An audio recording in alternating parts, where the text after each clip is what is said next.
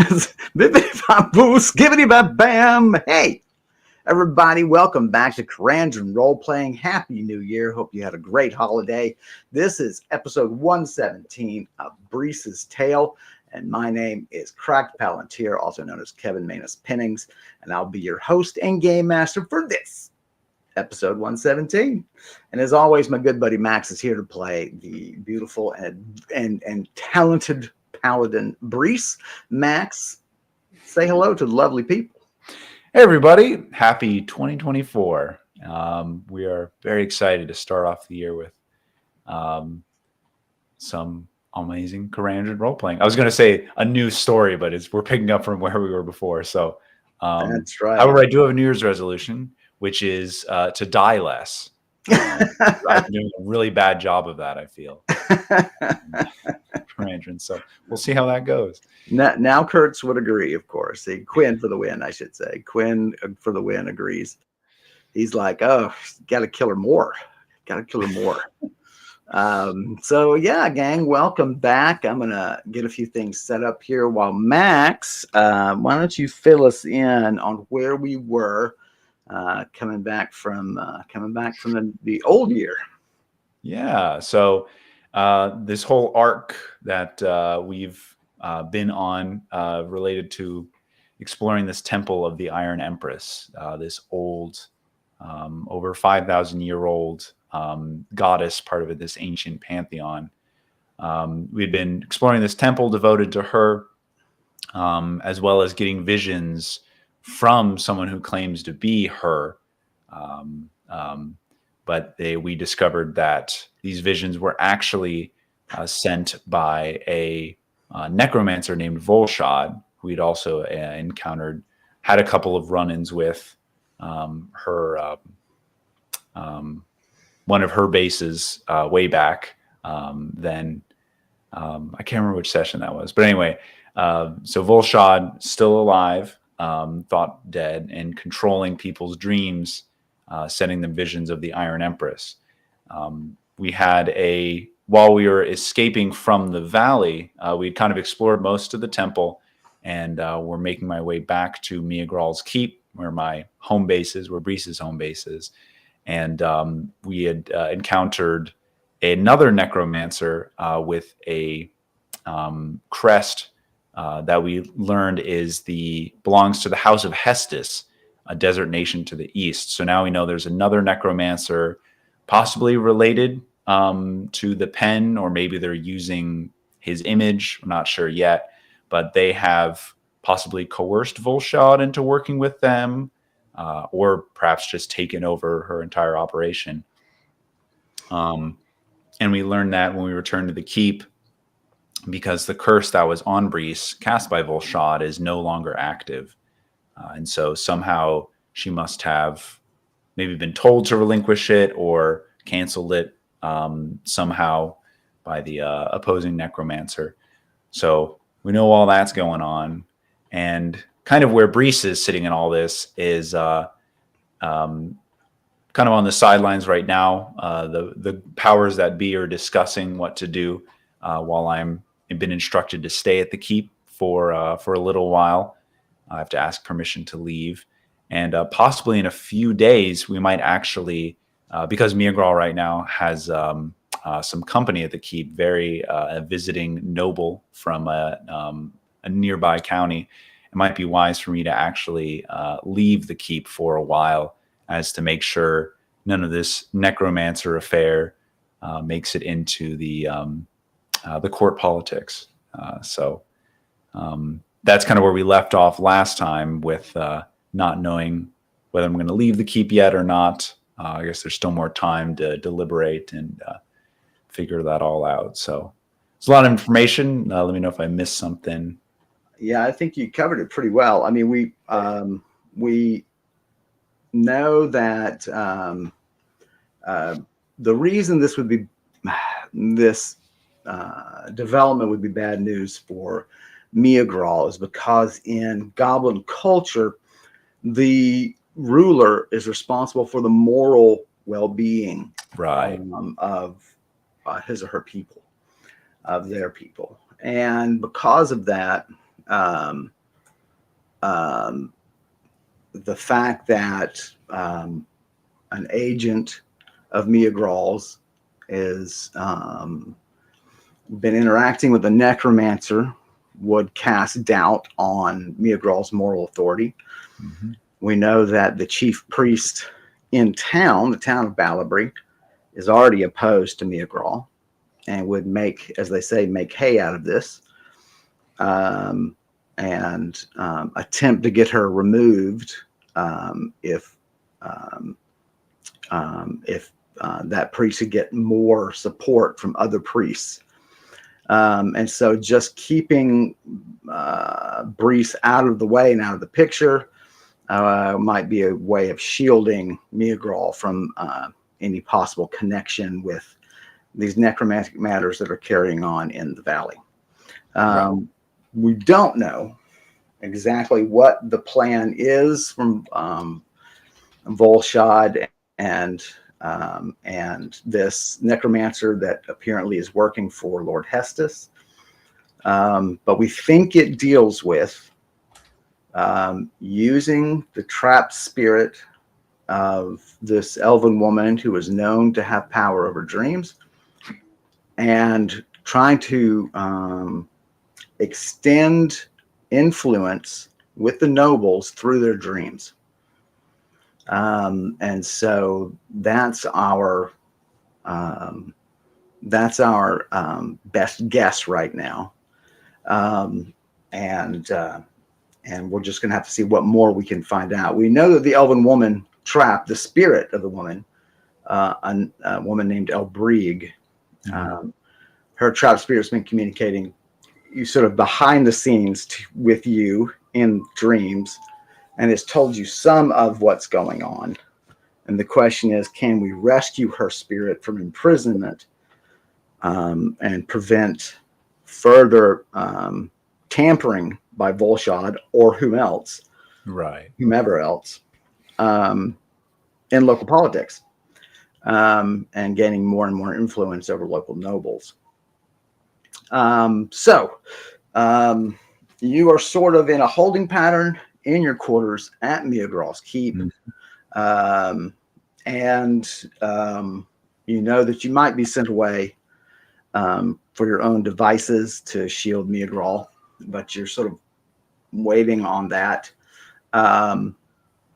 It's mid-afternoon. We did some shopping with the supplies at the keep, Right. that off stream. We have to move this guy up here. Here we go. You had decided on some items to donate to Mia Grall as sort of her part, clearly what she, gifts to the lords, right? Right. And so let's just say I am very flush with treasure after that. And for anyone who was it was probably like 20 sessions of exploring this temple. Yeah. And we didn't even make it all the way through it. We explored, maybe only a third of it. So, yeah. So you're giving a spell book, and you're giving a very high quality rapier. Mm-hmm. I used to call them rapiers, and then I got frowned on. And so we can say that you've sent those off, in your note. And with that, you've received your stipend in reply. There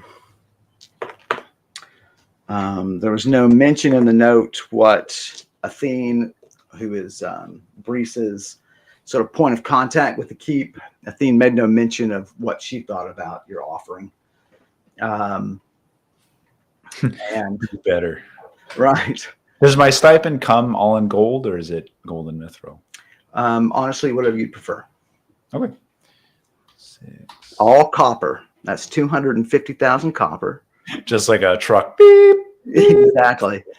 That's 64 coins to a pound. So I guess that's what? Around 4,000 pounds. I could build a new keep out of the money. Copper. That's right. The copper keep. That's right. So,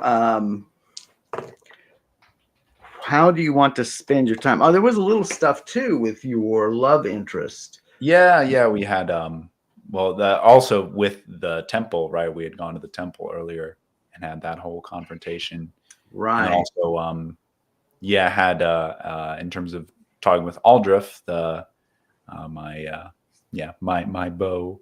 I think we had I remember we had a bit of an argument. Oh, he was very concerned about his parents. Actually, his parents apparently very much frown upon my profession of being an adventurer, and he was ready to just outright lie, say, "Oh no, we'll just say that you're not an adventurer and that you've kind of left that life behind."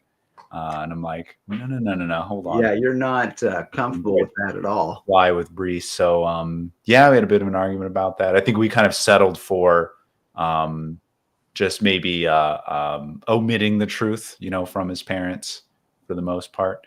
Right. Or at least what he said, buying some land, right? And then, say, hey, we have this land, we're, making money off of this from whatever we're doing with it. So kind of working around the issue. But and then we decided that if I do have to leave the keep, Aldrich would like to accompany me on any adventuring that I do or wherever whatever city I visit, Right.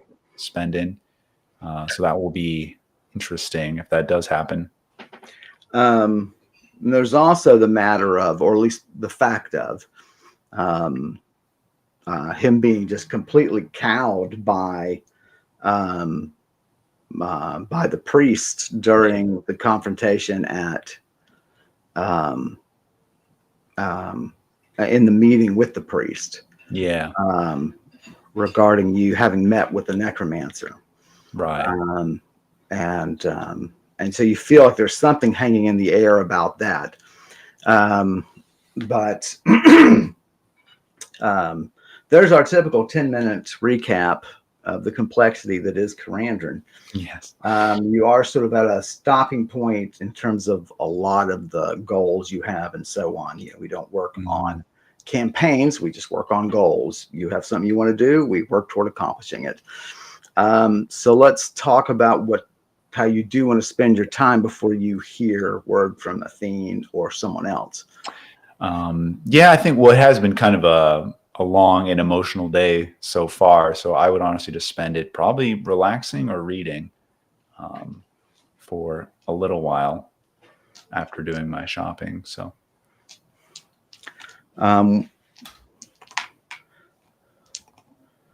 so I'm going to have you, it looks like your tendency right now is to try to get a breath of fresh air because they can find you anywhere in the keep. As long as you don't leave the keep. And we talked to, I just want to remind you, we talked to about you overtly making contacts in the keep. Like if you want to pay a guard to bring you updates on stuff, you could start just talking to the guards and see if you hit it off with one and slip them some coin. Just keep that in mind, and not as though you have to do that now, but if that's of interest to you. When I do have free time, it's something to think about. So I had, so you sort of stroll about the castle, you go through the various rock formations that they display as art and the various rock gardens and so on. The weather is surprisingly chilly. That was my die. That dice went flying. It sure sounded like it. Luckily, it stopped right by my foot. Oh, I'm rolling because I'm rolling away from my dice tray. That's why.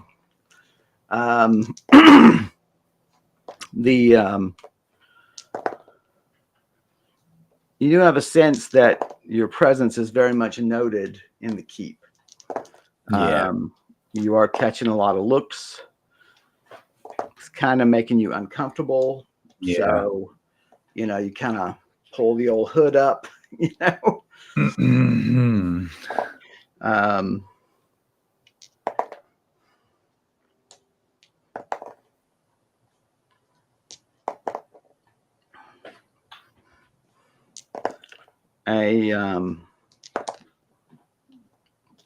there's a very well-dressed goblin woman, relatively young, also enjoying the gardens. You don't think you've seen her before.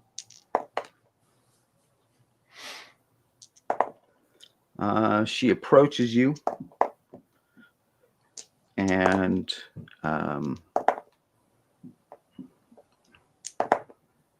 greets you in typical goblin fashion,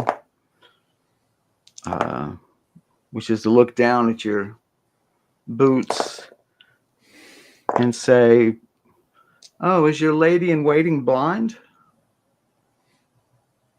Which is to say your boots are rather scuffed. And Oh, lady in wait, like who takes care of. right. Mm-hmm.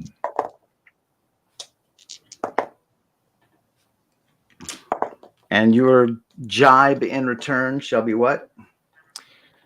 We'll do what does she look like so I can reciprocate? Attractive for a goblin.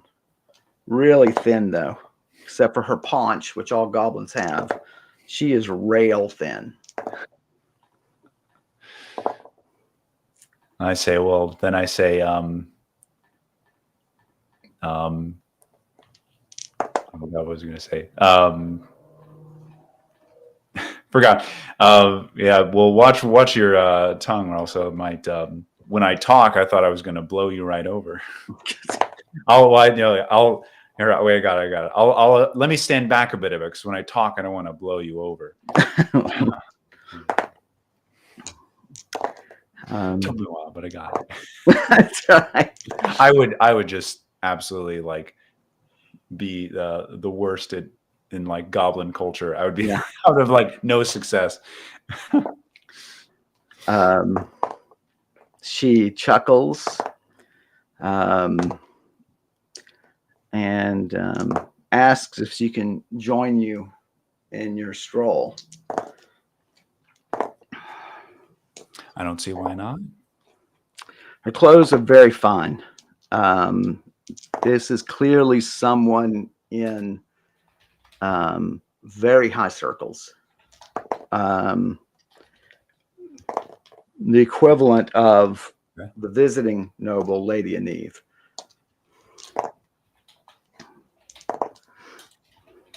She asks if you've resided in the keep very long.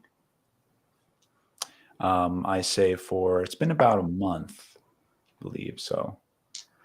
Man, can you believe it's only been a month? Yeah, in game time, yeah. Crazy.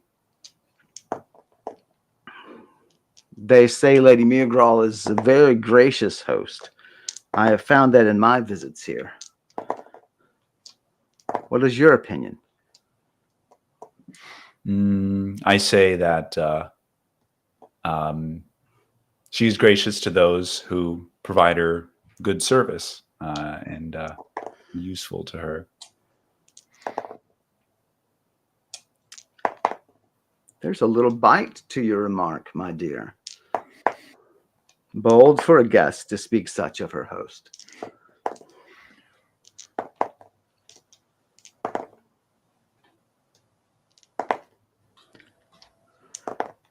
I am Valron, a friend of Lady Aneve's. I travel in her company. An advisor, if I might be so honored to use the title myself.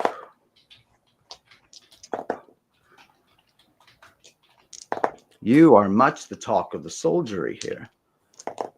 Not much of it could be shared at the table, mind you. A great deal of talk around the pub, if you take my meaning, among boys. I understand. Curse I've had all my life.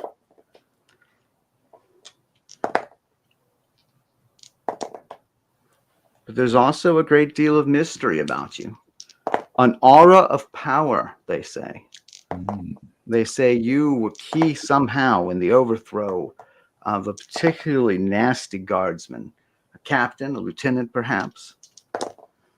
They say, too, you were involved with magicians of the highest order. Your comings and goings hold a great deal of interest.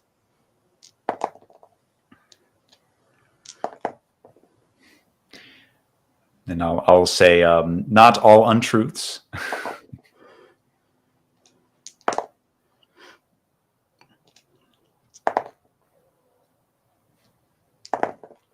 Your expression tells me there's much more to the story.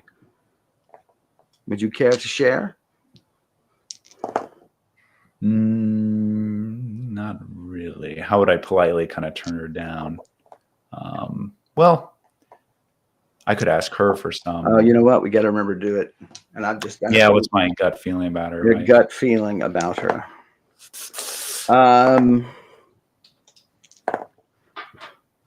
Good soul, loyal,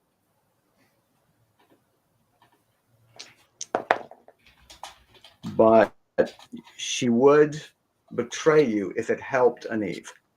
Mm, That loyalty sort of cuts both ways. right.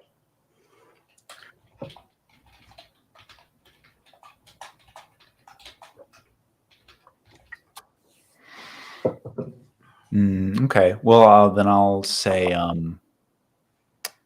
so she's a friend of Lady Aneve's. I'm not sure if there's any information. I know we had talked a little bit about at the dinner when I talked with like Ramus, Aneve's head tailor. We had talked a little bit about Algrit. I'm curious what's going on there. So I could basically tell her that I'd be free to, share some details if you'd be willing to answer some of my questions as well.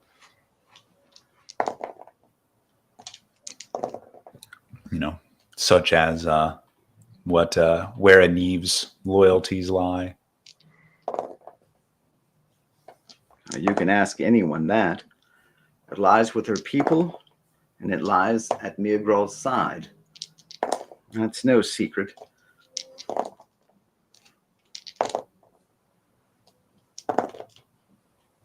Now you tell me.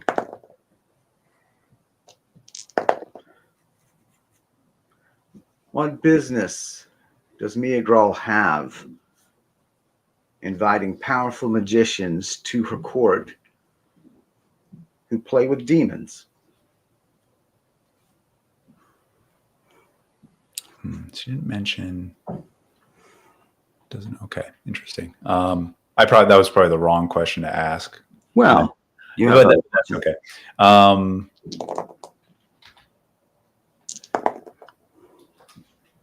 Playing with magicians. Playing with demons. Playing with demons. Powerful magicians playing with demons. That is a difficult. Well, how did? You can always deflect. Yeah, exactly. I'm just trying to remember if there was no real mention of demons. That kind of should have never gone out, right? There's no reason she would know that. Well, except that apparently everybody has spies everywhere. Right. Now, you guys had a cover story that, his name has escaped me.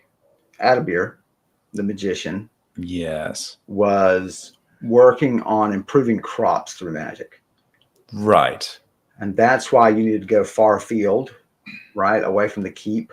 Right. Okay, that's coming back to me. Yeah.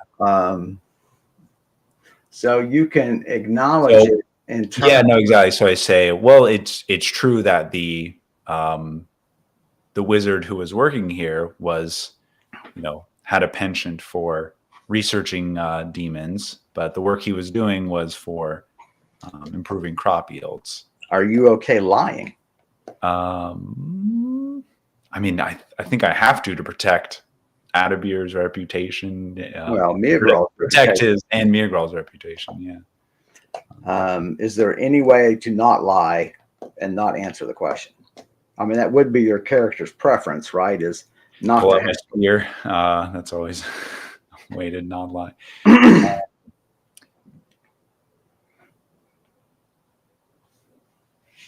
I mean, the question was just.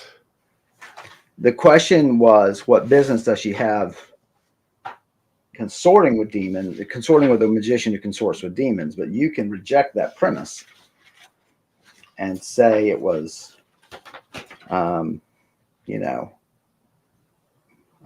he had that reputation. Yeah, I was thinking of like, well, they, because they are friends doesn't mean they are friends because he has a reputation for researching demons. There you go.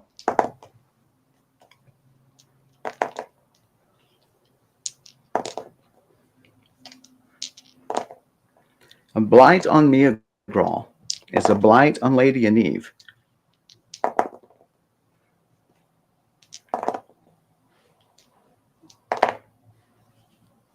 Not many weeks ago, news reached Lady Yenev's court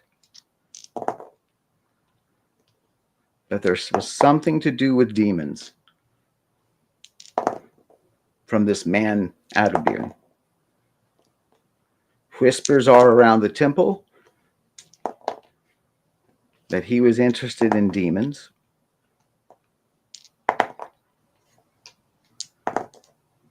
And now he is gone. Surely you can see that I am trying to help both of us.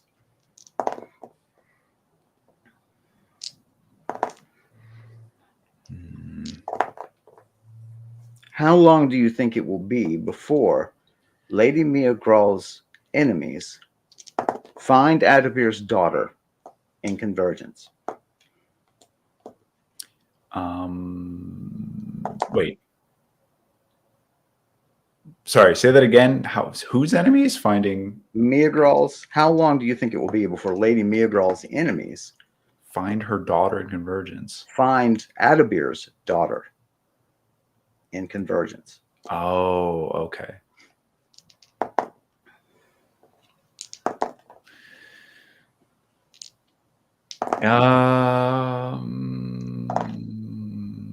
Interesting. Okay. That's man, she is a very tricky woman.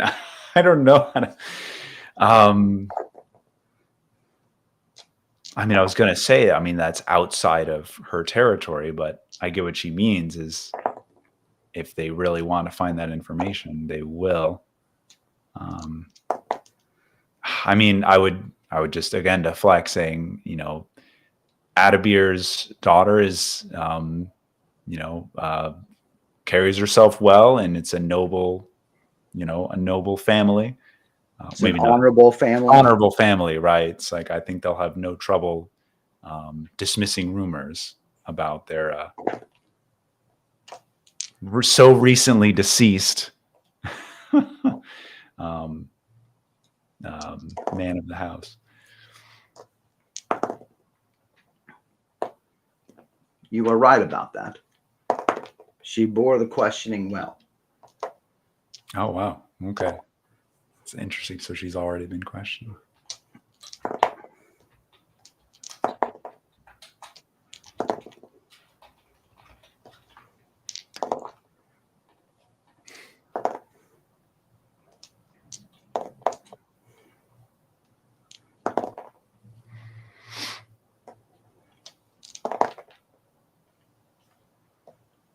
Now on to other more pleasant matters. And here, of course, I jest. So I did want to ask about, I don't know if there's a good time to interject this, right? About the rumor that Algret has been grooming Aneve's son, right? Kind of turning him into a warmonger and feeding off of his. Well, she brings up Algret. Okay. Yeah. And you say on that point is the very one I wish to speak. Yeah.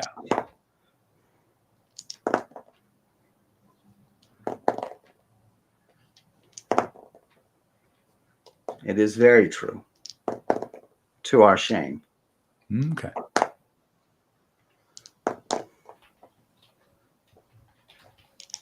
Four times now, lavish gifts have arrived from Albert to his lordship.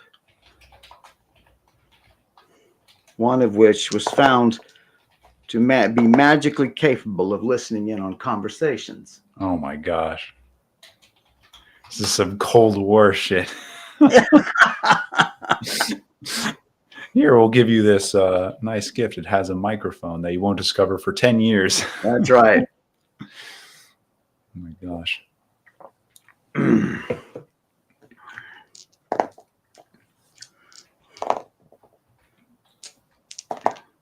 And a house full of women, I'm afraid his lordship is being swayed by an evil man. A man who puts his own power above the peace and tranquility of the kingdom.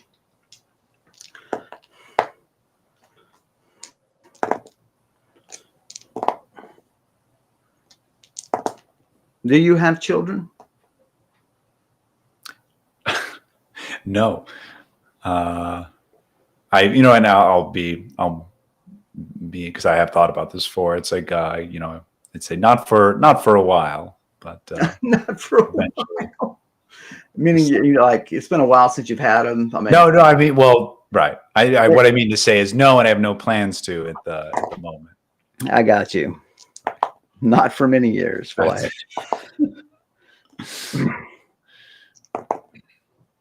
It is hard to persuade a mother to punish her son when all he does is accept gifts. Speaking of punishing, I think we have a bot in Oh, do we? the chat. Yeah.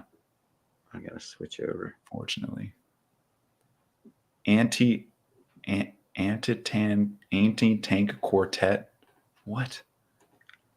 What? Get out of here. Yeah, how do I do this? Nope. I don't have a way of blocking.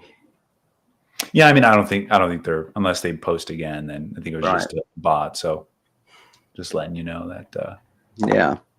if they post again, we'll need to get them out of here. We're the only robots allowed on this stream.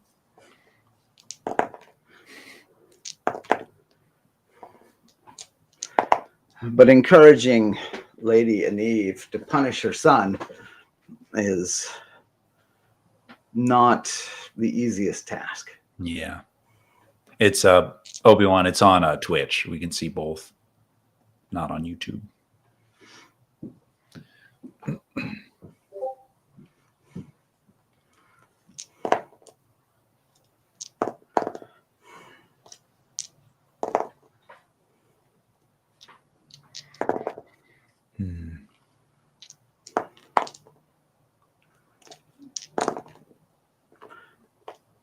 Is there anything else you want to pry from her?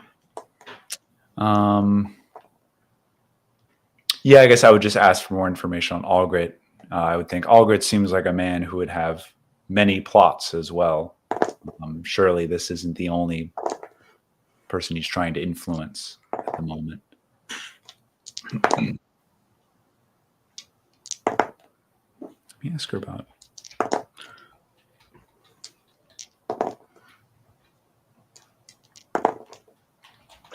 You know, there were rumors at one point that your own high priest, Kepik, was an agent. Really?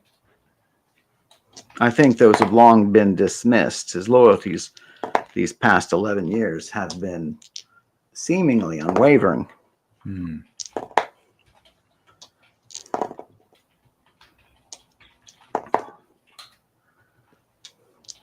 You could ask about Lord Hestus. Yeah, that's what I was going to ask next. If she's aware of, I guess, how would I phrase it? What do you know of? Right. Yeah. What do you know of Lord Hestus? A powerful, proud human. Wise in his way, I would say. but holds the vain hope of taking both sides of the river. And Nargaz will never stand for that.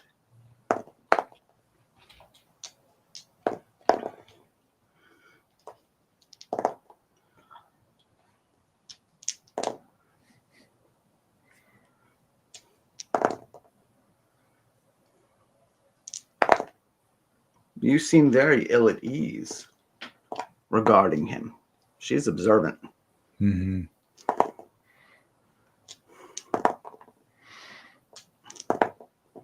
Have you news that would aid my lady?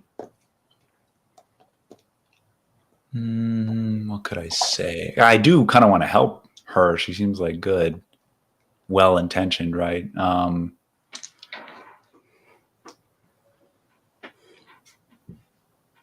I guess just to, yeah. Well, how could I Would advise? you counsel her to have Neve report to her any unusual dreams? Oh, that's actually a really good idea. And Because that I way was thinking, yeah, just like watching for movement, like across, of his men. But how do you track that? That's you put out scouts is how you do it. right, but that's more likely what would happen. So yeah, I'll say that. I'll say just do check with your lady if she has any unusual dreams. Dreams with promises, or things like that.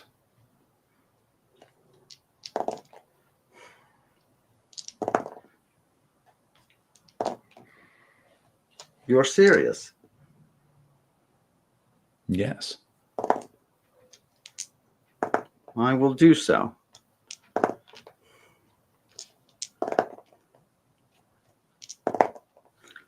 I feel we must have supper this evening. Are you free? Unless I receive word from my handler, then I should be. I was about to look for like my Outlook. I thought it was at work. I'm like, where's my Outlook calendar? Can I see? That is so funny. That is so funny. I was going to do something like that too. I forget what it was. Like I was talking to Karen about something. We were on break, Mhm. right? Visiting family. And she suggested something about something we had to do when we come back here. And I remember opening my clipboard and going, "Oh, that's not where I keep that stuff anymore. I don't." Yeah. You're mixing the game with reality. Oh my God. That's Oh, right. no. I feel you and I are of like mind. Would you agree? As like mine as a human and a goblin can be. Oh, differences. Differences.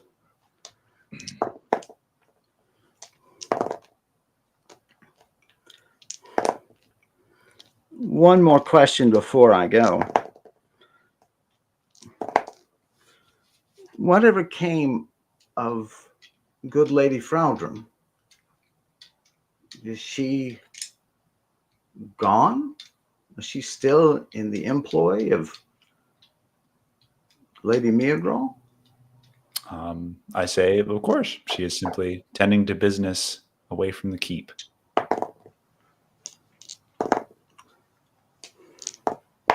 I cannot ever claim to have understood dear Fraldrum, but I too, like us, feel her to be of like mind.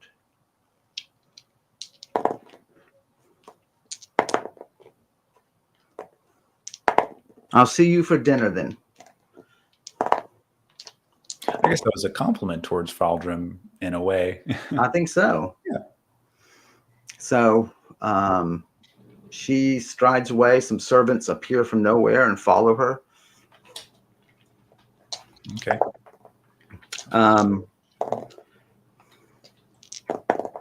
You really just spend the day just really trying to enjoy the outdoors as much as you can. Yeah. You think at sunset you should make it back to your quarters in case there's a note from Aldrich.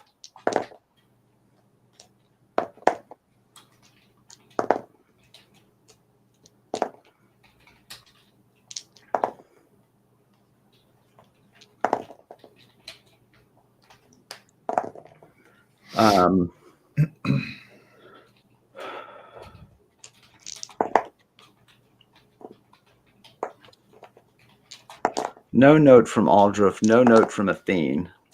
Okay.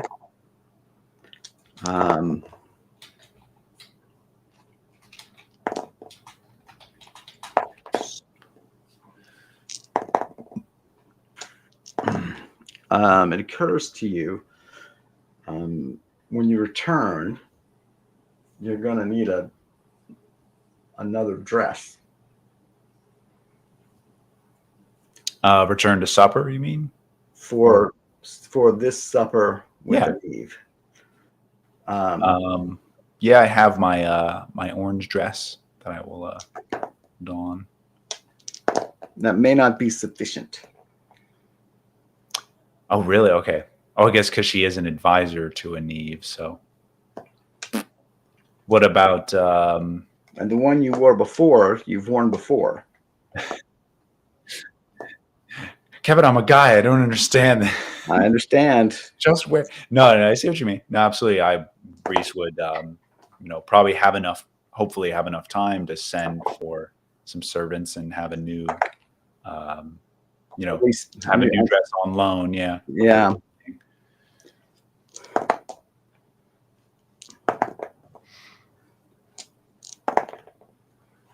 They find you one. They quickly do measurements, so you spend your next 2 hours just standing still while they fit it to you.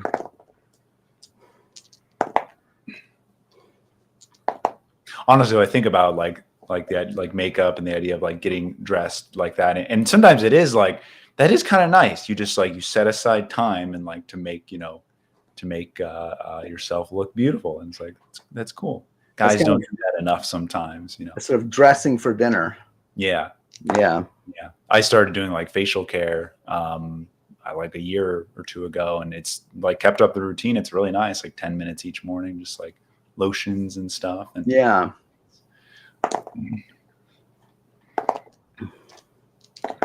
There's a knock at the door, the last minutes of your fitting. It's a servant ready to escort you to dinner.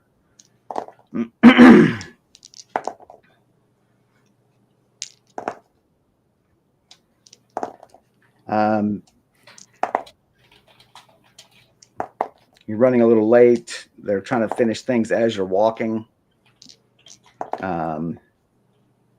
You sort of deliberately slow the pace so that they can finish. Yeah. A few snips, and you're at the door, and they're cutting the last threads, and they tuck away, and you enter the room.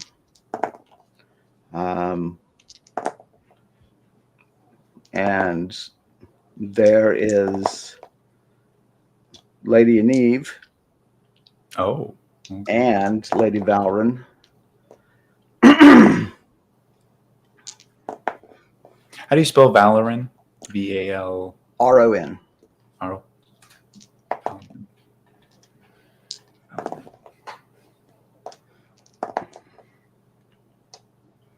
Of course, you bow deeply to Lady Aneve. She returns your bow.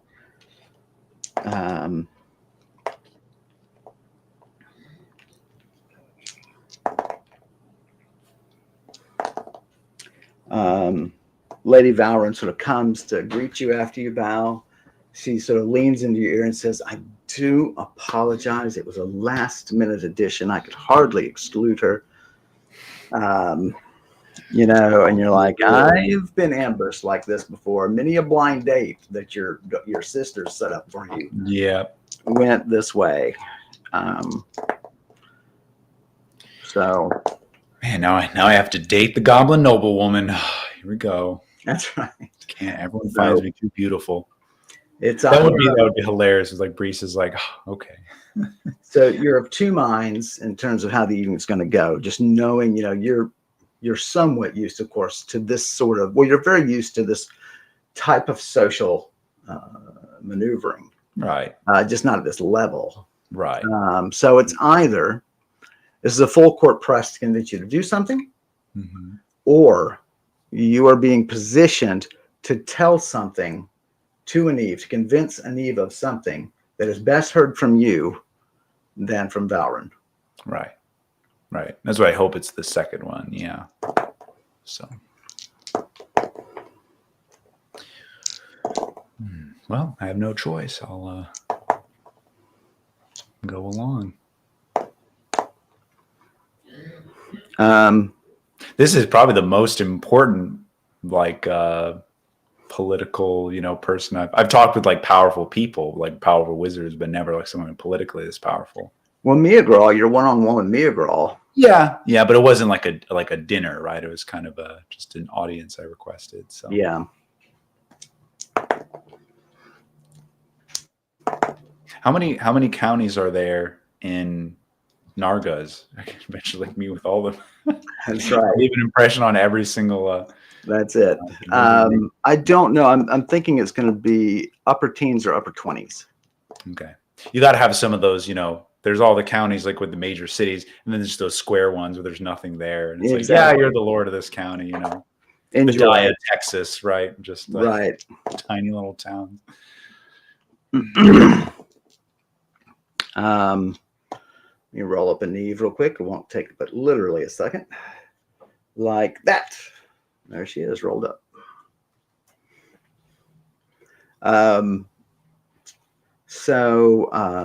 You wait for them to be seated and then you sit.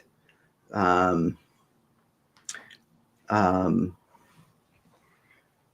I want to actually have like silverware in front of me, like make it like a actual sip from my fancy glass. She says, Neve says, you're most gracious to permit my intrusion. I know that such changes to one's social schedule are hard, but except for all the most gracious to absorb. So I thank you for allowing me to join you and my dear friend tonight.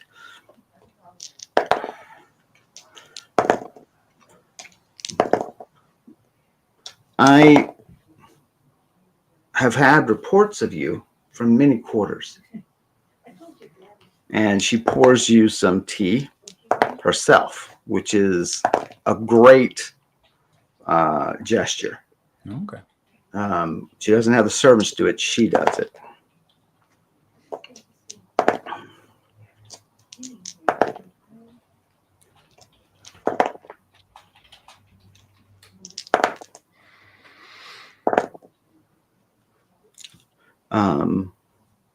And she pours for Valrin as well. And she sits back and she says, Miagral is like a mother to me. She is the steel that is in my spine. She is what gives me strength. But I need to speak freely to someone who can be trusted. And with Fraudrum gone, my dear friend Valrin believes that person is you. We would have gone to Athene, and dear heart, though I'm sure she is, she and I have not seen eye to eye.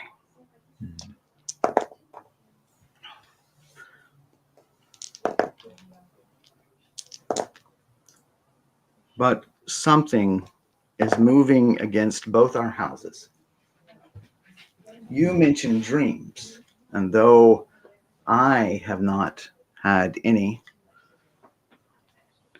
the fact that you would warn A near stranger of such tells me that you are a person who seeks the best for us all.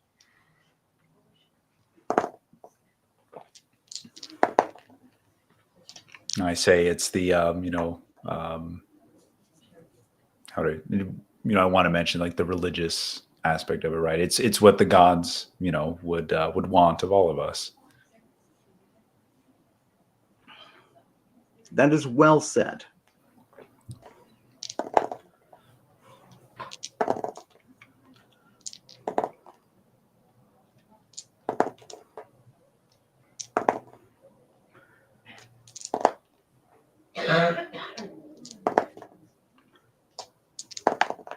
Fraldrum, some months ago, stopped by my home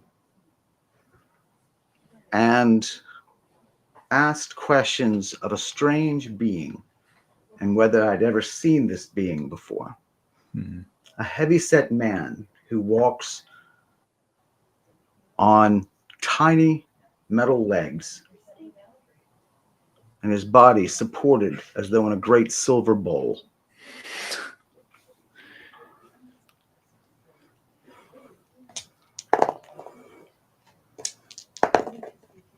That man came to my keep a week ago. Okay.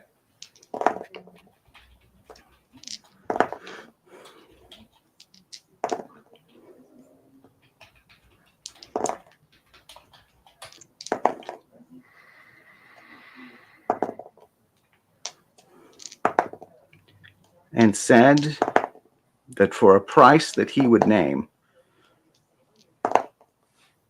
he would reveal a plot against my house. A plot that stems from the house of Hestus. Very interesting. Okay.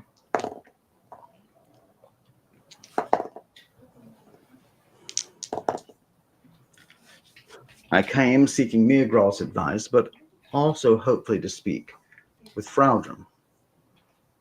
But I have had no word, and I sent a note ahead, speaking specifically to Fraldrum.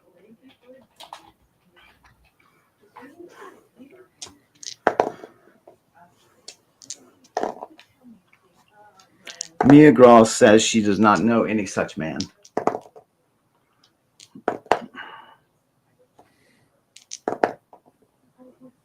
And by your face, I don't think you have either. You're like, oh, well, I held my shock and surprise. I go like, whew. Exactly. I mean, this is Brise is pretty honorable. She would probably actually try to interject.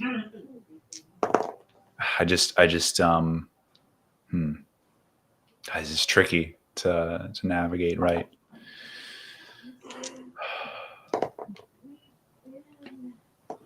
Well, I mean, yeah, but well, if I say that I've met him, right, and spoken with him, what position does that put me in?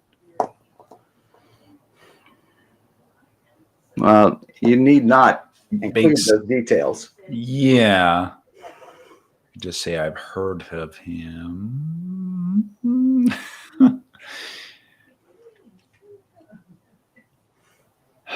The thing I'm always worried about is if I tell her, if I withhold information now, what does that look like later when I have to, go back on that? Yeah, that's a lot to worry. I actually have met him. I actually have had these conversations with him. That's what's tricky. I don't know what the right protocol is for that. Well, I mean, what do you think? I guess the first thing is, do you think that Oshekra means ill toward Aneve? I think no, because we know Oshekra hates evil and the undead, and that's what this plot, the Hestus, is involved with, right? It's at least one element of it. Right. And so I would, That's what makes this even trickier. Is He's certainly profiteering. well, sure, right, but there could be merit to what he's talking about, and that's Right. that's why I would like to counsel Neve to that. But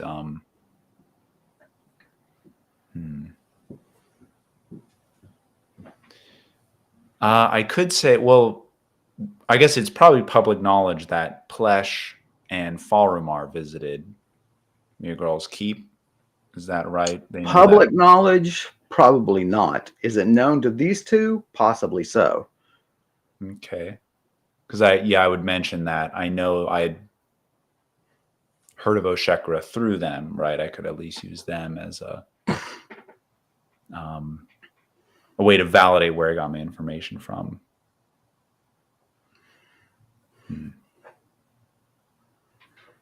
Well, but that's neither here nor there until you decide what information to give. Yeah.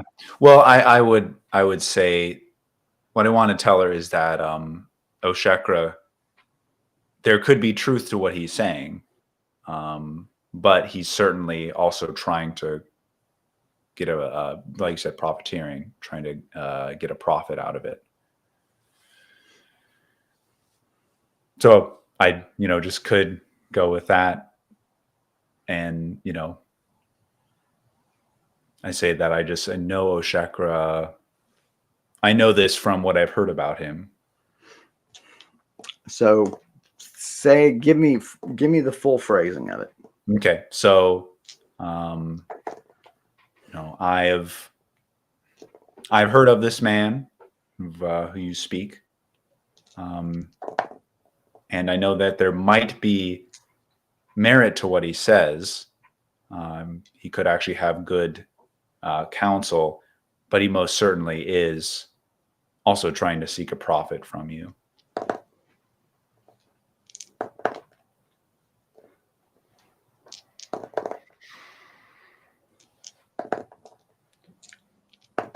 His price is a considerable amount of mithril,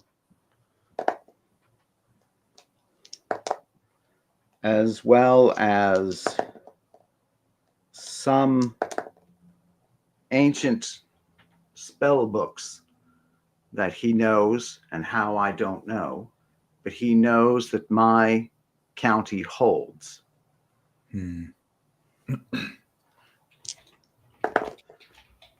Would you still advise that I go forward with the deal? And spell books. Well, I ask her if it's not too bold of me to ask, what do those spell books concern themselves with that he would covet so much? Her brow furrows. She turns to Valrin. Valrin thinks for a moment and says,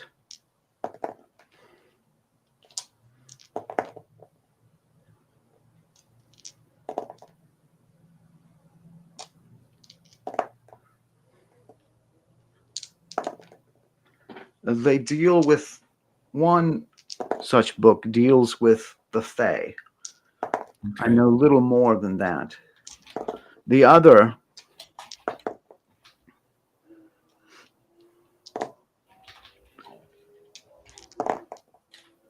is an ancient text, something to do with stone.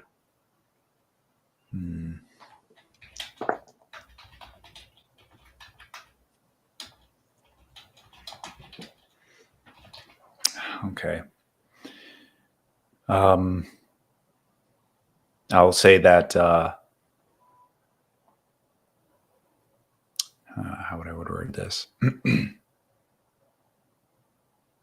He is he is a powerful man and seeking, will do what he can to seek more power. And so if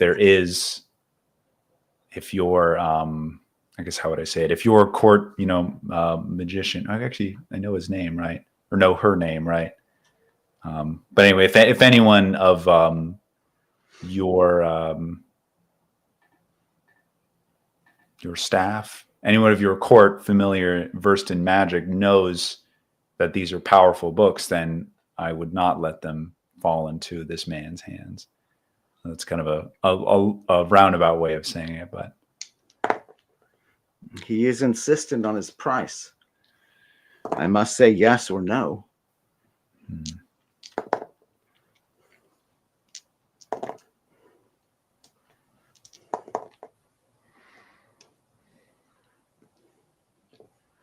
yeah, I would. I mean, and I guess Brise would say, if I were in your shoes, lady, I would say no,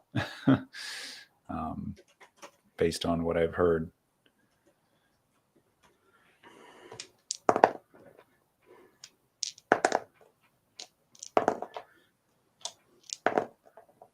Very well. We may also ask Fraldrum, of course. I hope you'll take no offense to that.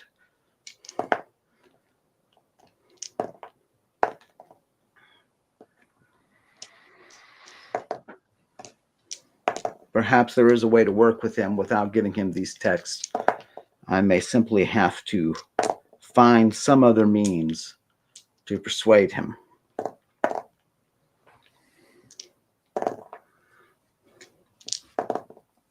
Man, that's a tricky situation. So she says, enough of such heavy matters. And you basically have a meal. It's absolutely food. Good. And drink.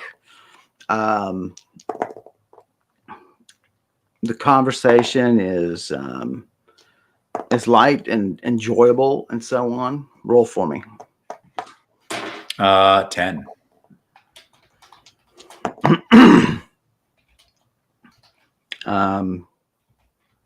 Roll again for me.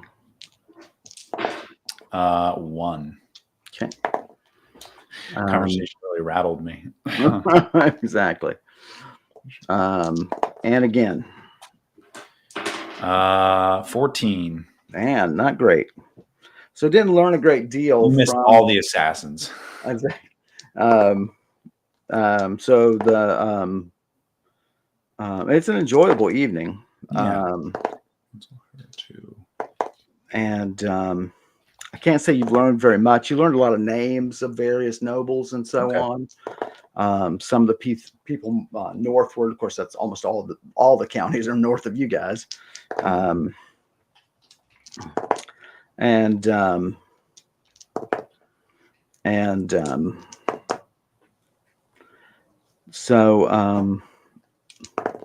evening doesn't go terribly late. Aneve excuses herself first. You guys rise, allow her to leave. And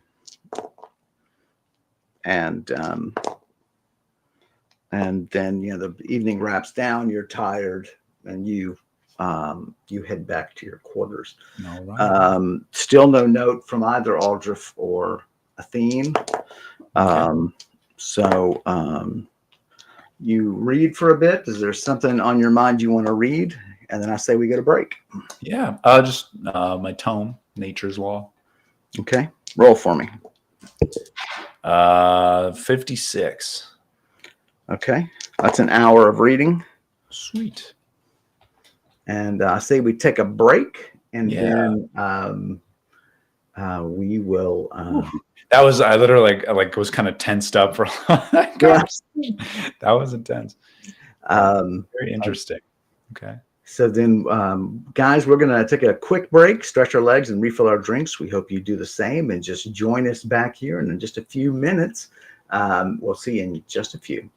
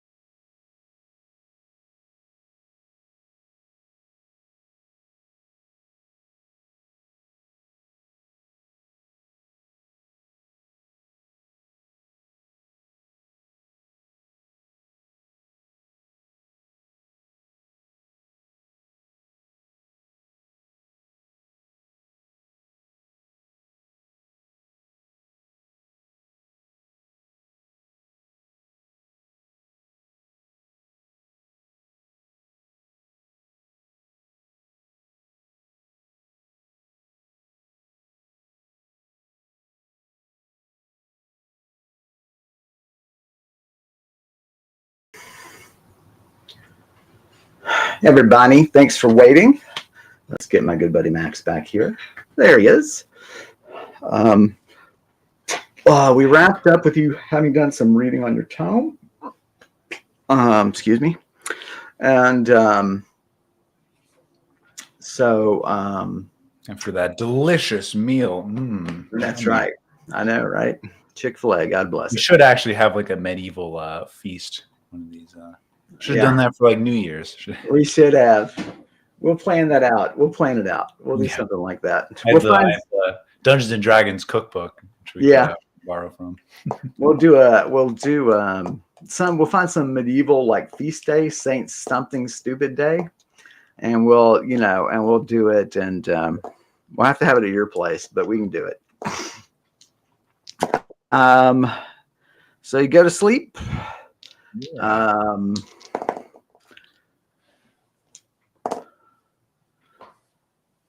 Give me your 3 rolls. All right. Roll a 49. Wake up normal. 28. Feeling okay. And a 66. No dreams that you recall. Dreams of death. That's right.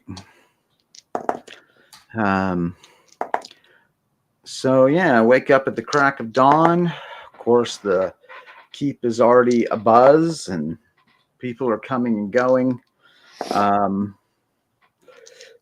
Servants are outside. Wood is being hauled in for the fires to get the morning chill out of the rooms.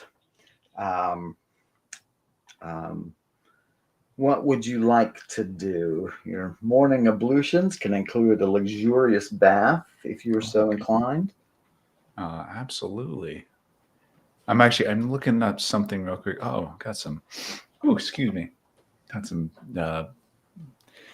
nose runnage that came out of nowhere. Nice. What was I going to say? So there's a couple things. One is Brise, if we recall, could be in the valley tomorrow. And tell the folks at home who Brise is. Well, Brise is the creator of everything. When we were in the keep or exploring the Temple of the Iron Empress, ran into a strange alien being named Galkakek, who is his people worship this being called Brise, and she is this creator of all people and all worlds, and is apparently passing through this world sometime either tomorrow or in a span of 4 days. They can kind of pinpoint 4 to 5 days when she'll be in this valley. So it is something Brise would like to see. And I'm wondering if I should request small can leave the keep for a few days to see if I can witness that. Yeah, you need to. The other thing is remember the tentacled people from that other world. Yes. We saw a portal, and we had these people we were communicating with, these sea people, very strange alien beings. We agreed to try to meet up, have an envoy sent 2 weeks from that meeting date, and that's in 5 days now. So I don't know if that's something to. Did you pass Athena a note about that when you first arrived? Let's say I would have, because I remember I wrote down all the information. I think that was on it. If not, then it should have been. Right. So I guess we could just say she has that under control then. We need to act on that. That's fine. Let's say that's the case. Okay. So you need time to teleport and travel. Yes. Because I could teleport to the temple of the Iron Empress, but then I would need to walk into I think it's the neighboring valley they said they were setting up in. Right. Yeah, a day or two to get through that valley that's not instantly doable. Yeah. I guess you could use teleport to bare ridges and things like that, but that's tricky. Right. We know. So yeah, I think so. I would wake up and take care of all my morning rituals, and then so let's have you send a note and then ready yourself, Sure.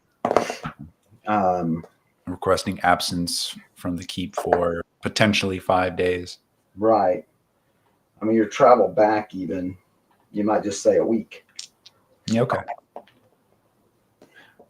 But then we have another concern, which is that wait, actually, hold on. Is today? Oh, today's the 19th. Okay.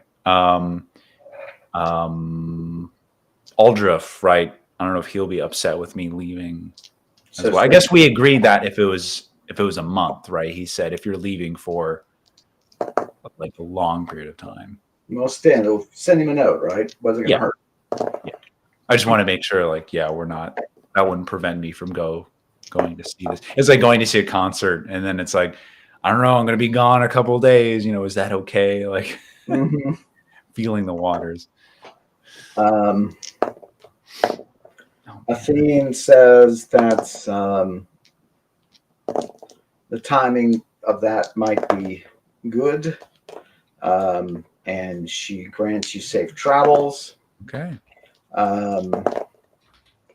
And by the time you're out of your bath, you have another note from Aldrich saying certainly, and he looks forward to seeing you. You figure you could be ready by lunch, packed up and everything, and so you might do lunch with him, and then so you make those arrangements. I mean, I don't know. I was even like tempted. I wonder if he wants to come along, but it would be too difficult. The traveling wouldn't be possible. If I could just teleport teleport 2 people, but you're right, it's a risk.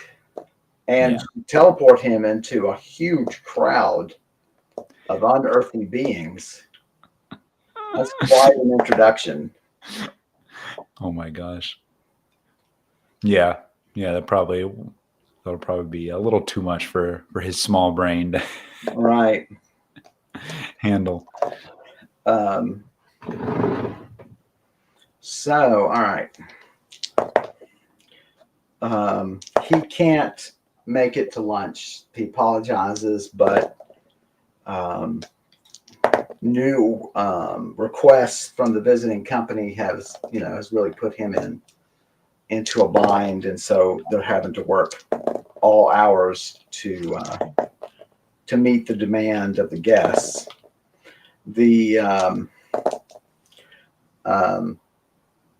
So you pack up. Is there anything? I guess you're just going to leave a lot of your treasure behind to deal with later. Yeah, I should have that marked on my sheet here. What's at the keep and what you're taking? Yeah. Amigo, I'll keep all this stuff. Are you? I mean, I guess you don't want to take your horse. I don't have a horse, right?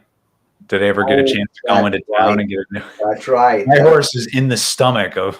You're right. I forgot. Your horse got last year. I am going /week. Mm-hmm. Right. Delicious. Your horses, man. Definitely going to be. Oh wow! Judas had his last supper. I get that now, dude. Man, the Bible. That took us a long time to come up with.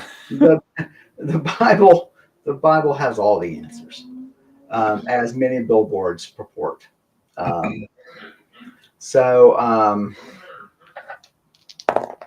you just need to go down to your spot and concentrate. Yeah, I'm just switching out something from my inventory right now. Put that in my bag of holding. All right. Yeah, we're geared up. We take Nalani out and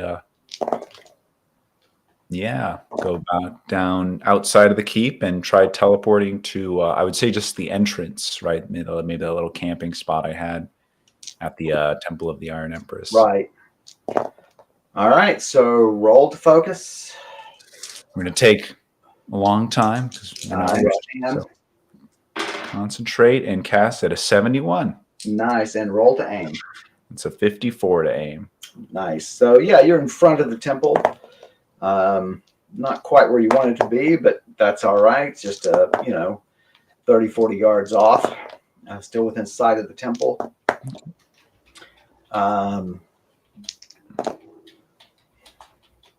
Just really quick check. Nothing seems different at the temple after my absence. Huh. It does seem like there's been a lot of small changes. New paint. It's a satellite dish. That's new. That's new. I got Netflix now. That's right.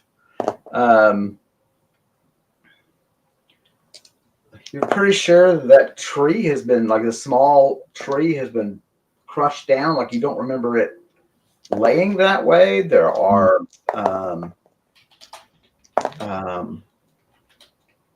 there seem to be stones removed. You're like, am I crazy? Is this just a bad, like, I'm just forgetting my general impression of the place? But it feels like things have really been shifted.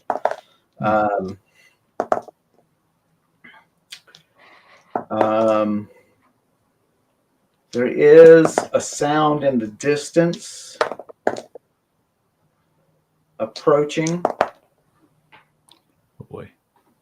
But By the way, I'll have my flail pulled out at the ready. Flail is famous. That's all immaterial if you hide and find a vantage point from which to teleport. Well, I mean, yeah, I just mean state of readiness, right? Yes. Yeah. It's quite far off. It sounds quite large. You're like, man, I don't want it to be the Noglyph again. That was I'm still probably recovering from that. Yeah. That was only 3 days ago. So. Okay. I'll find a hiding place even inside the temple, and just. You think you've got time to teleport before it's close. You can see above the temple. You can see a vantage point. Okay. On a slope. Seems to be, grass and meadow. It should be enough where the spell can confirm you have a foothold. Yeah, okay. So you may not have time to concentrate before this. Yeah, we'll just cast it. Okay. 47. Okay. Cast. Roll to aim. You get a huge bonus, of course, because you're looking at it. 55. No problem. Middle. So boom, you appear. Roll for me. 44.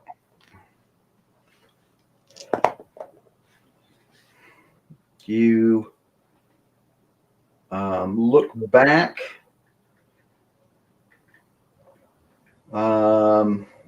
Too great a distance to really see foliage or anything move. Back at the thing. But from this height, you think you would have seen something as large as the Noglyph. For anybody who's forgetting, the Noglyph is a crawling undead giant who seems to be semi-tangible.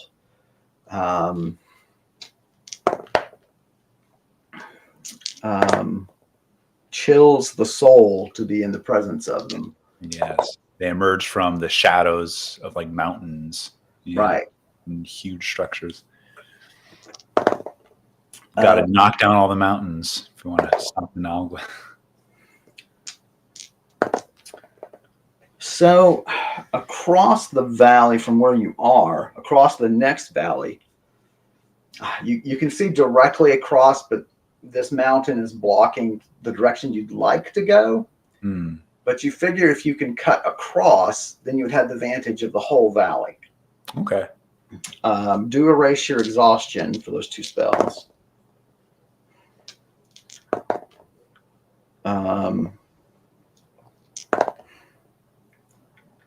but you don't really see a spot. Oh, I guess you have your falcon familiar with you, I do.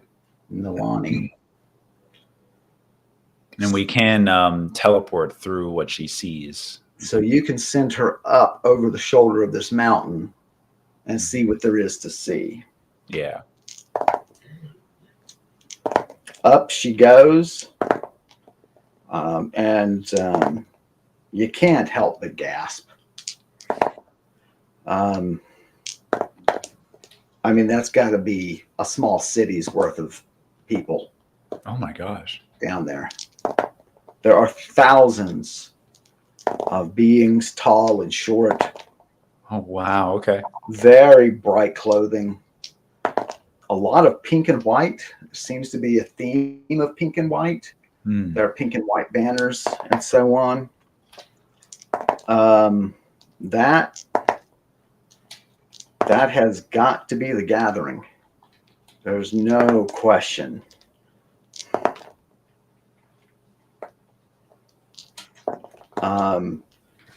Sure enough, there seemed to be theater seating built over hundreds of yards Wow. of the slope.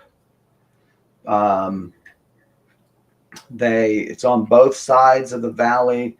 You can see that there through Nilani. You can see that there are clearly rough-hewn roads cut straight through the trees and things. You know, the stumps have been chopped as low as they can. You see wagons with barrels and covers, tarps. Just heaped wagons going up and down. I mean, it is a little city. Wow. There are still building stadium seating, theater seating going on fervently. There are wagons full of lumber. There are work teams cutting down trees and sawing them into rough planks. And there is intermittent flickering of a purple portal here and there, and a wagon will pass through. That's so Sometimes crazy. filled with people, sometimes filled with goods, sometimes filled with lumber. Mhm.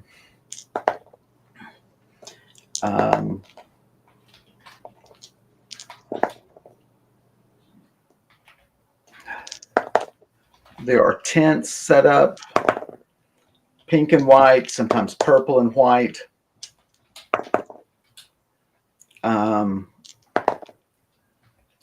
There's a large red tent on the far side of the gathering.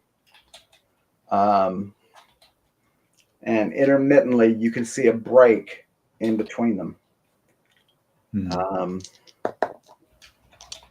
And that's your best spot that you've seen so far. You can wait for a better one, which is no problem. You're definitely going to make it on time. Well. So I was even going to say Brise is not the most. I don't know how Brise feels about going down in the middle of all of that. I guess I can't. I don't have a vantage up here, so I'm a little confused. So this is behind the mountain, or this is just out This of the is in the valley, right? but you're on a shoulder of a mountain that splits these two valleys. Right. And the problem is you're on this side of the valley, and the continued height of the mountain blocks your view of it further up. Right. Okay. So I mean, would Brise be more? Would rather just hike over, right, and have a good vantage point by myself, so I don't have to. It's probably gonna, if you're up here too long, it's just gonna get too cold. Okay. I mean, kind of would have to go down there and mingle with all these. Well, you at least have to go. You go down there at the edge and then walk off and find a vantage point. Okay. Yeah, let's do that then. Not that I'm like worried about these people. I know they said that they kind of welcome anybody who right. sees Obreeve's audience, but it is just a lot of people. It's an enormous amount of people. It's more people than you've ever seen at one time. Yeah.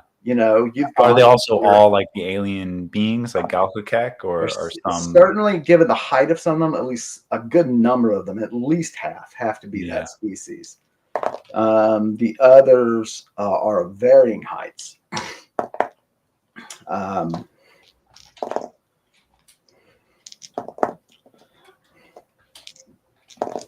So, all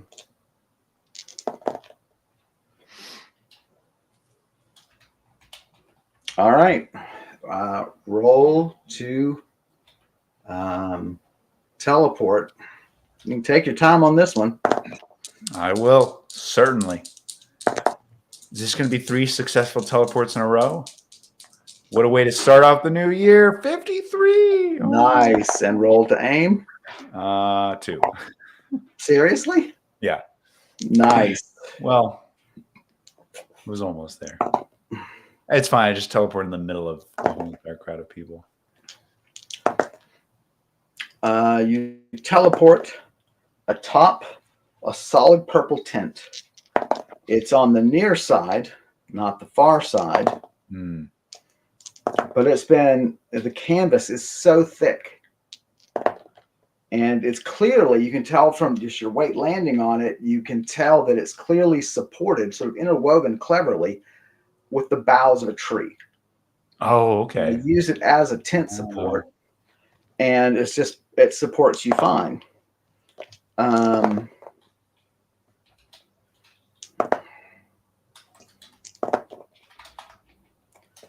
The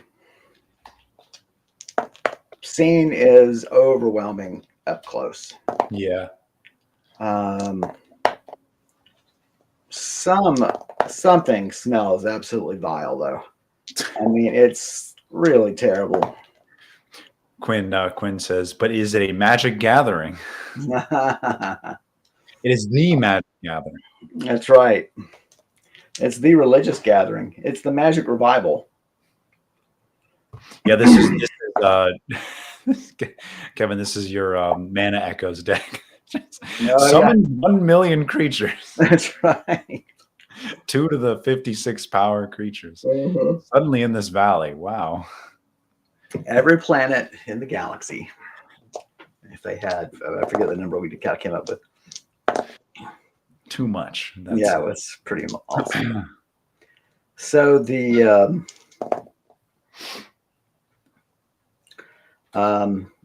I mean, just the sheer variety of life here is quite overwhelming. Staggering, yeah. So you may remember, what is my note on that? You may remember the creatures, the Kexeth that you were warned. Yeah. The Kexeth would hunt the little glowing spheres. Right. A short cyclopic kind of race. They have big, tusks and I believe a long snout and so on, but they're 4 or 5 feet high. They abound everywhere. Okay. There is a turtle-like people. They are among the tallest of them. Their shells are segmented and move in sort of a clanking, clicking fashion, but they're long and lean. And just their shells are segmented and it lets them move with ease. They dress in sort of like a chain shirt and pants with then some strips of clothing placed, it seems, at strange odds and angles, just totally nonsense sort of way. But they are even taller than Galacticax people. They are about 8 feet high. Wow, 8 feet high.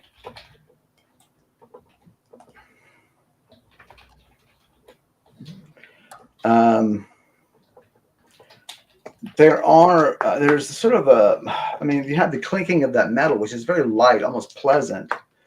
But then there's sort of an iron clinking sound too. And you see some of the short things that you and Nalani mistook as sort of small figures is a floating metal ball with a chain down to a rolling metal ball. Inside this metal ball are these small lizard people dressed in clothing. It seats 3 to 6. Down below, the iron ball is being powered by just one of them running in the wheel and maneuvering it around. And the mechanism is such that, the chain doesn't wrap around the rolling ball. Right. And clearly the purpose of the rolling ball, other than locomotion, is to protect the runner from being trod upon. Right. I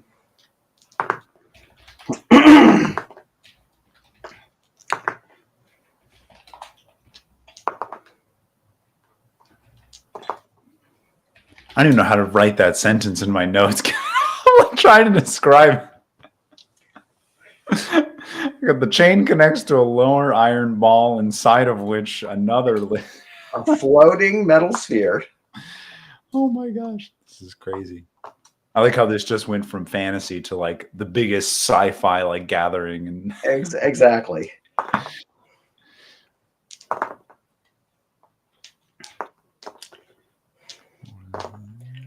There's easily another 4 species, and we could get to those later. But yeah, I'll just note down plethora. A plethora seems like the right word to describe. Yes, here, doesn't it? Yes. It's a hard word to use. So,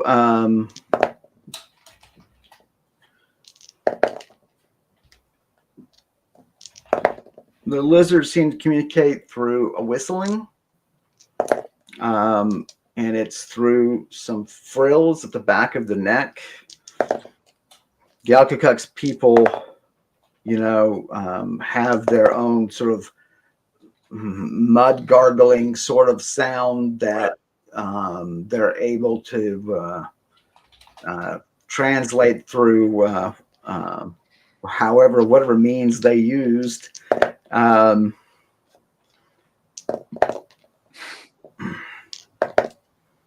The turtle people, you don't see them open their mouths. They bow to a lot of people. People do seem to respond to them, though, but they never seem to speak. One of them notices you because he's 8 feet high, and you hear in your brain, you on the tent. Welcome. Obrieve's mercy on you. Do you need help down? Up. How high up is the tent? I guess 8 feet, or it's probably 12 feet. That's so with his reach. Yeah.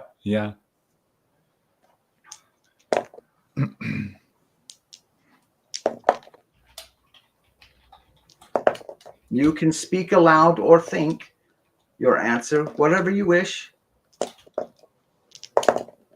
I say I'd appreciate that. Thank you. It strides forward. It reaches up.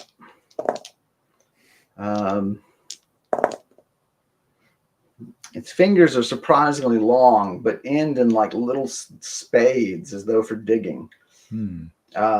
And it picks you up rather effortlessly. It notices your garb and equipment. And he says, "You're quite armed for such a holy day," and sets you down. "You are among friends here."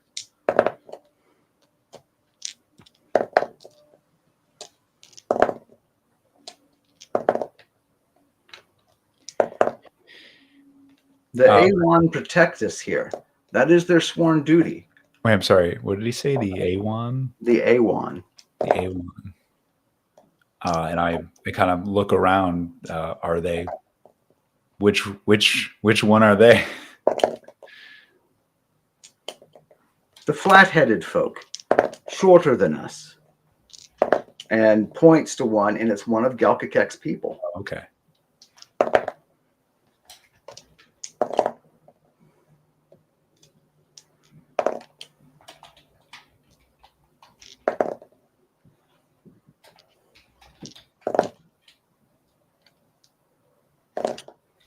It's the A1 steak sauce people. Oh, delicious. Turtle soup. Okay.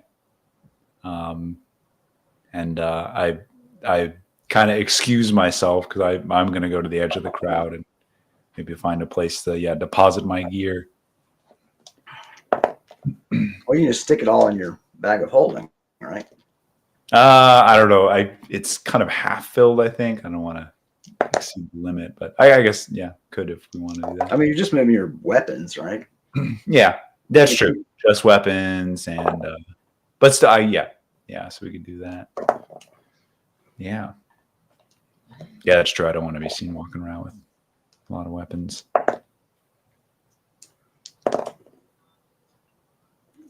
You can hear the hammering from way up on the hillside. Mm-hmm.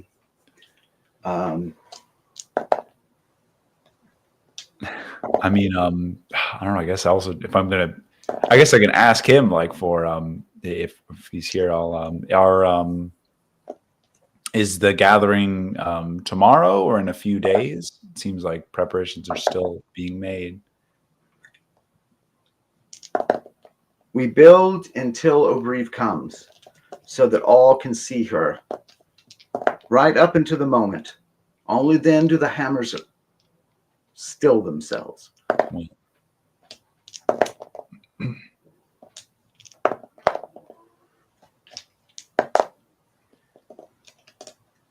And ask, and where does everyone stay? Are there? It must be quite a while to wait. Surely there's lodgings of some kind, or Oh well, the Chidara, and he gestures to the little lizard people. They'll sleep in their carriages. They have the benefit of that comfort. My own people, we usually take the lower ground and simply curl up in groups and sleep. I know that is not common. The Awan, those in the stands, they are quite comfortable sleeping for quite a while sitting. The Kekset, I think usually they will take to the tents. They need more shelter than most. And he rattles on about the other ones. There's a scorpion-like people, and he gestures to them. The Fanal, he calls them. He says they typically dig burrows higher above the stands so as not to undermine them. Yes, 4 days is the record that I've heard. Wow. But the vendors will come, restocking the tents.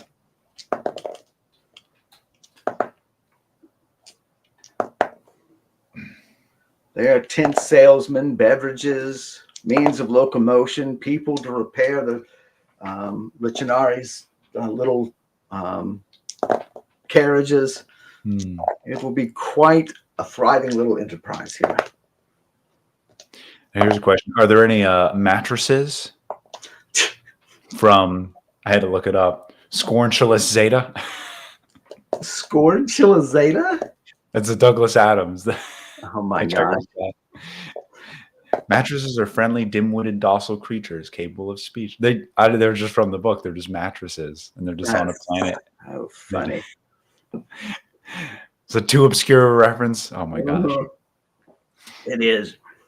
The book Scornchulus Swamp Talk. It's a dictionary of mattress vocabulary. I thought they'd be here. I thought this was all racist. You are being evoked or sort of this is evoking sci-fi in you, isn't it?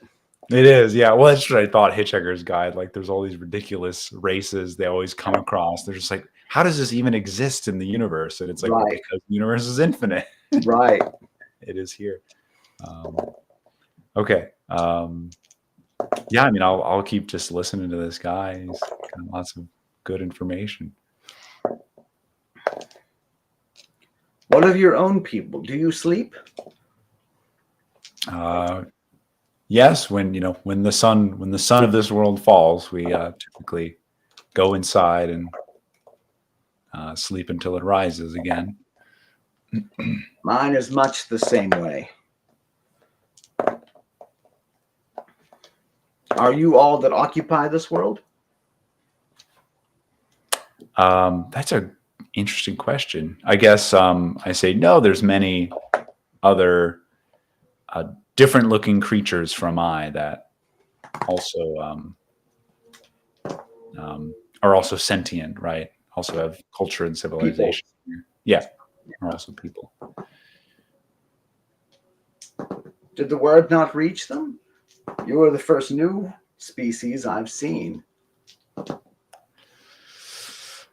That's a good question. I guess actually I guess I ask how would I only found out because I spoke with I came across one of the A1 and he told me of this gathering.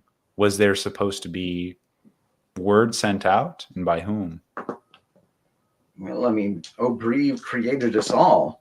This is just another dark world, I assume, where they have never heard the great news that is O'Brien. A pity. They want you to do more, but there are many, many worlds. I understand. I heard that this planet, this place, had been graced twice now by her presence. And still, your denizens do not come. A pity.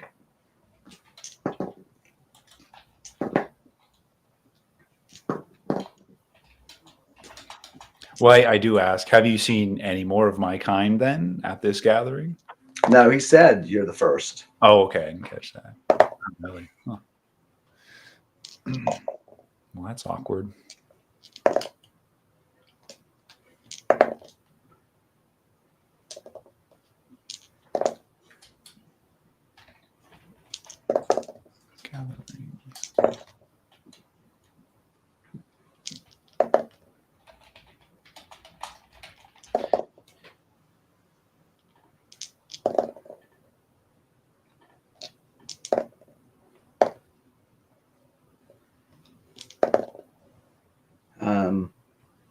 Well, he sort of takes his leave of you. Yeah. He sort of taps his chest and just makes a clicking noise against the uppermost chest piece. Through his sort of chain, this loose chain that they wear. And he says, well, I must be off. I must find the rest of the family. O'Brien's blessings on you. And he strides away. They're a little slow, but they don't seem, you can't help but think of a turtle when you see that bare green head and, beaked thing. But like when he moved to act upon you, it was fairly quick, just a little slower than a human. Yeah. Quinn, what is he saying? Our world is not familiar with Abriva, but we don't have nasty face herpes like you dirty, dirty outsiders. God, I hope I don't catch any space diseases. I don't think it'd be a space disease. It'll just be a regular disease. It would just be, yeah, you're right. It would just be another worldly disease. That's right. It'll be a disease you'll catch in all your spaces. Actually, you know what? That would be hilarious if I actually give everyone else like a human disease. I mean, it's a point I've considered for extra dimensional travel and all that kind of stuff within role playing. And I'm like, you know what? I mean, I want a good deal of realism in my world, but we just got to cut the line. That's a little too real, because it would just shut down so many possibilities. That's the biggest problem with it being real. Yeah. I'm okay with sort of the toxic environment concept because I like the idea that that's a whole challenge. There'll be whole area of magic devoted to that. Right. And that's kind of interesting to me. But, to expect them to go to epidemiology and this game still be appealing to conservatives would be impossible. So,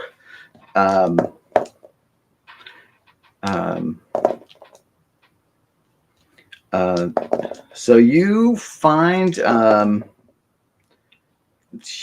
out of the way place, Grassy knoll. grassy knoll. Got my sights set on Aubrey. Yeah, that's right. Taking your shot at seeing it. So, you should have brought all of Gellikek's library. And, Oh my God! Yeah, and deposit all the books, and that way you'd have a book depository near the grassy knoll, and you could really enjoy the festivities, the parade of life before you, and just really, you'd be blown away. Away. This is going to be a lot of experience points for you. Just this whole. Yeah, I'm listening to like the dice every time you're rolling them. You've probably like rolled them like 500 times. Probably. Yeah. It's a lot going on. It's a lot of things to go toward. So yeah, there you go. Well, so you found a decent vantage point. Mm-hmm. And down below, you've sort of staked out a place to sleep if you have to. You just go ahead and unroll your bedroll and say, look, this is my spot. Yeah. Your only fear is that you found a place, if the settlement expands more, there might be tents placed in front of you and you might have to move higher up. Yeah. But supposedly the appearance of a Brise is not it's not quick, right? It occurs and then this being passes across the sky for several minutes. So you should at least be able to get a view, even if you have to run uphill or something. Right. Or for that matter, teleport. So what do you say is a good place to stop? I think so. I really wanted to see if we could finish off with Aubrey appearing, but yeah, it's probably there's too many days still, too much time. Right.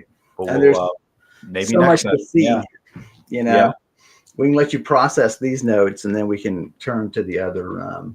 Exactly. The other ones. So yeah, guys. Well, there you go. We've had another crazy episode. Yeah, very crazy. Waiting for we had some nice political intrigue, which I kind of enjoyed doing. I think it's a different type of tension for the game, and I always worry it's a little boring, but I kind of like it. I don't know. I like the tension of it, the social tension of it. So we're going to be back to our Wednesday streaming. I think we're good for the whole month of January. And so thanks for rejoining us. If you think we're doing a good job, then please hop to Donor Box and go and give us a little love. If you want to hear more from Max, and I think you should, and he has his own YouTube channel where he discusses the role of music and original soundtracks in video games. Thanks as always to Elliot Donovitz for their terrific character art that we use almost every session. If you want to see more of their work, please go to artstation.com/Tortolua. And I've written a novel called A Shore Too Far. You can find it on Amazon. Take a look at it. Max, say goodbye to the lovely people. Yeah, I hope you enjoyed our first session of 2024. I think it was a good one to start off with. And yeah, excited to see what unfolds next week in Karandrin. So yeah, stay tuned and we'll see you soon. See you guys. Thanks for everything.